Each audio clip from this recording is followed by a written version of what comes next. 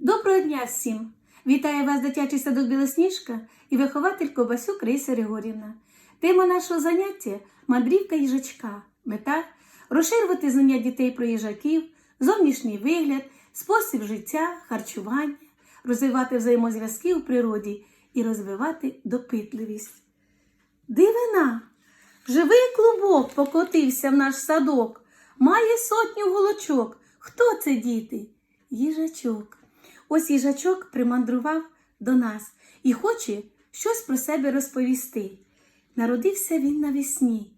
А ви теж пригадайте, коли ви народилися? Діти, він був не один. У нього є ще братик і сестричка. То скільки їжачків було в мами їжачихи? А у тебе є братик чи сестричка? Скільки їх? Спочатку наш їжачок був маленьким, голеньким і сліпим.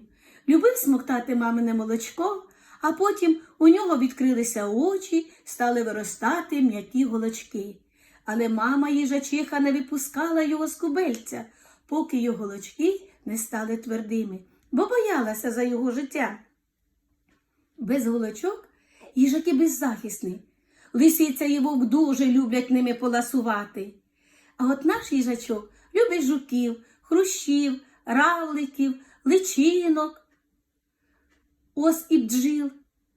Яєчка птахів теж любить їсти.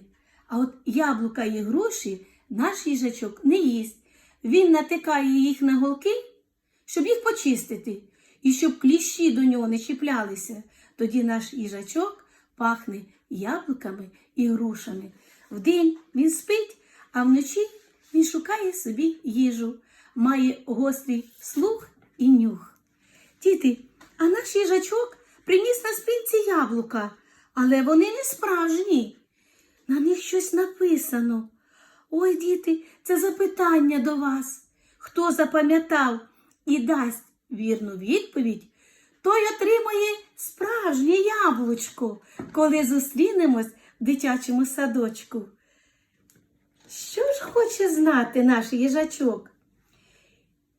Як ви вчините, зустрівши їжачка? Чи готують їжачки запаси на зиму? Чому?